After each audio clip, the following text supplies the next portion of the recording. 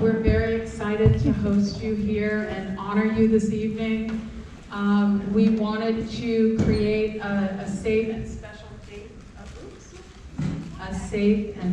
space for the special needs community and all of the staff members that are serving them in Kern County. Just a quick little bit about the One Book Project. My name is Lynn Kemmer. I'm the county coordinator for the Kern County One Book Project. I've been coordinating since 2020, and it's a countywide effort that invites everyone to read a book title selected by California State University. The book title selection this year is Sitting Pretty, The View from My Ordinary, Resilient, Disabled Body by Rebekah Taussig. She spoke at CSUB last night. And the themes we're exploring include ableism, inclusion, access and accessibility, as well as independence and interdependence. And we were very honored to be able to partner on this event with Pathpoint Project Search, whose clients are employed in Kern County libraries, and to also bring in Inclusion Films so that they could show one of their short films and talk a little bit about the work that they're doing in the community. So without further ado, I would like to introduce the executive director, who will be speaking for about 10 minutes, showing a short film, and then we will start the main title attraction at 7:15. Ladies and gentlemen, Dale Oprandy. Thank you. Your checks are in the mail.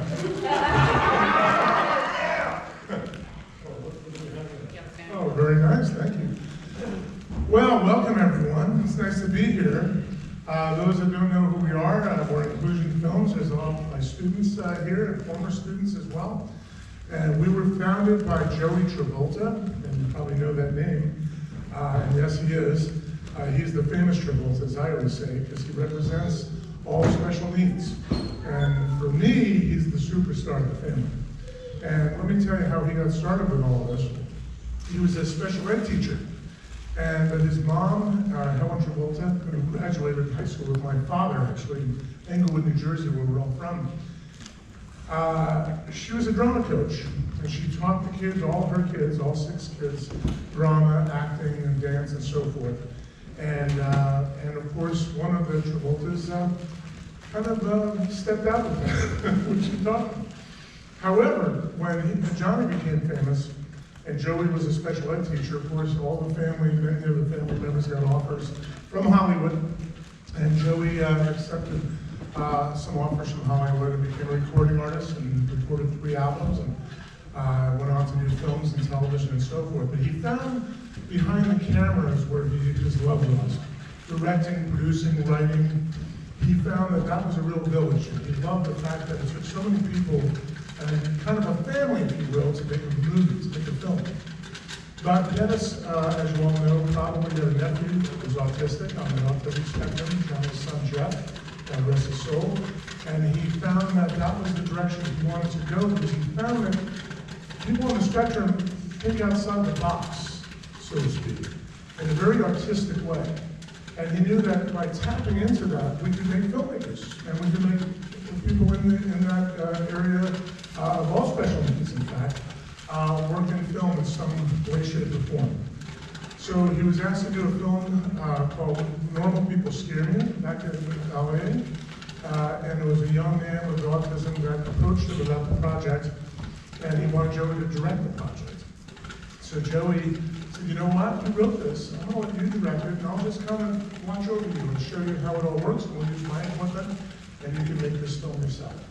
And he did that. At that point, Joey was asked to conduct film camps with people of all special needs, and he did, and it became very well received in Los Angeles. Dr. Clark, if you all know Dr. Michael Clark, who's a former director of Kern Regional Center, saw what we did in Los Angeles and said, I've got to get you up in Bakersfield. And I want you to share what you do to Bakersfieldian young adults on the spectrum and all special needs as well.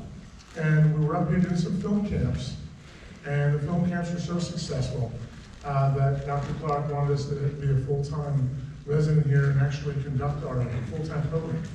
And that's what we did. That's what we've been here ever since. And I came to this town loving this town, because it's not a town to me, it's a community.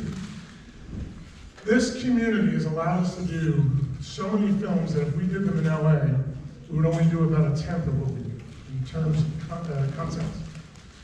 I can just pick up a film. We built so many bridges here, myself, Joey, and all of our students, and those bridges are very solid.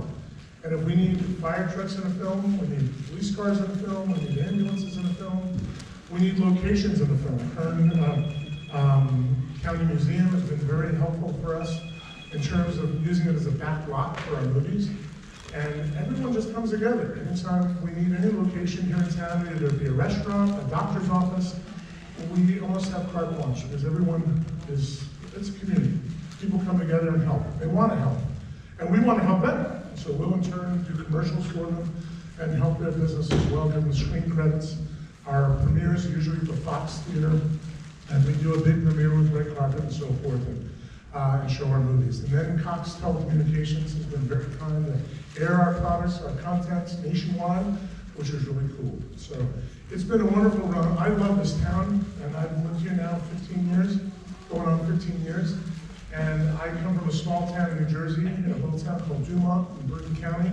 And we would get on a bus and go over the George Washington Bridge in 20 minutes and be in Manhattan. So when we were kids growing up, that was our backyard, was Manhattan.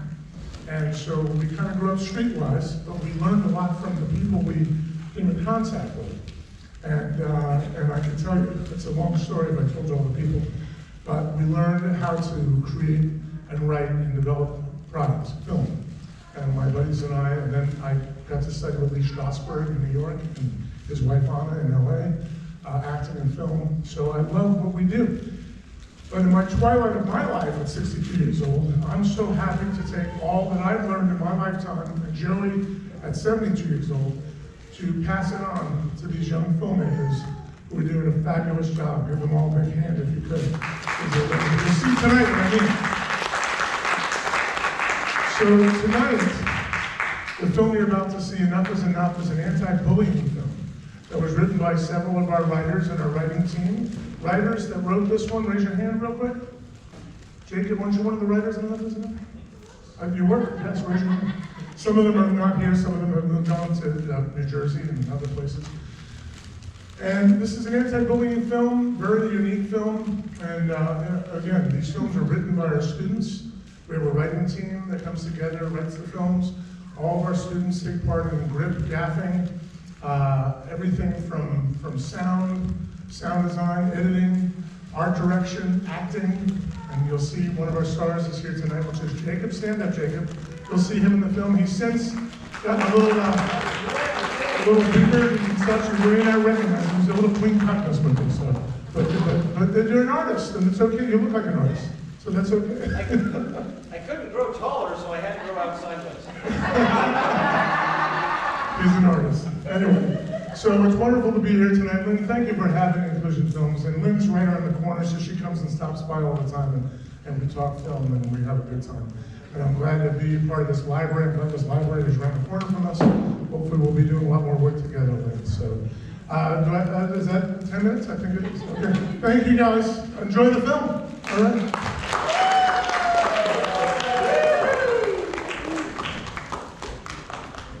The film's going till about 7:15. We'll have an intermission, and then we will start the main attraction, Rising Phoenix, after that time. So hope you can stay for that as well.